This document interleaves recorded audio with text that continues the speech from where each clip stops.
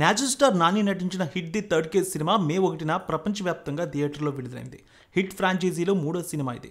శైలేష్ కోల్ను దర్శకత్వం వహించిన ఈ చిత్రంలో శ్రీనిధి శెట్టి హీరోయిన్గా నటించింది. ఇందులో నాని ఎస్పీ అర్జున్ సర్కార్ పాత్రలో కనిపించారు.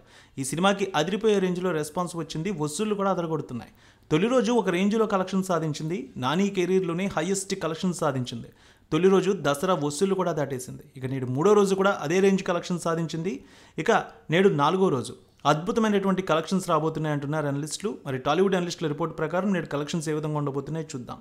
నాని కెరీర్లోని దసరా మూవీ ఫస్ట్ డే 38 కోట్ల గ్రాస్ కలెక్షన్స్ తీసుకొచ్చింది.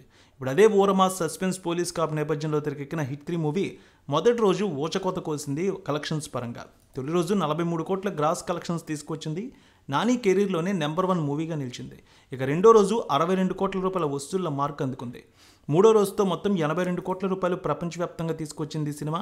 నేటితో 100 కోట్ల మార్క్ అందుకోవచ్చు అంటున్నారు అనలిస్టులు ఈ సినిమాకి. ఇక ఈ సినిమా ఆక్యుపెన్సీ కూడా దాదాపు 48% కనిపిస్తోంది. 1 million ticket sale book my షోలో ఇప్పటికే దాటేసింది. ఇక 1.7 మిలియన్ అమెరికాలో దాటింది ఈ సినిమా వసూళ్లు. హిట్ 3 మూవీలో నాని ఓరమాస్గా ఊచకోతకు ప్రేక్షకులకు పూనకాలు తెప్పించాడు. వసూళ్ల రూపంలో కూడా కనిపిస్తోంది.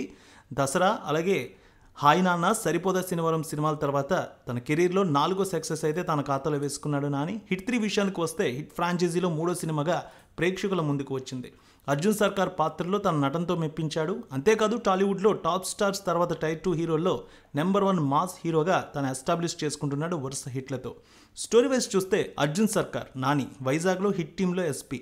వేర్వేరు ప్రదేశాల్లో వేర్వేరు వ్యక్తులు ఒకేలా 2 హత్యలు చేస్తారు. వాటిలోని సారూప్యత అర్జున్ సర్కార్ను ఆలోచనలో పడేస్తుంది.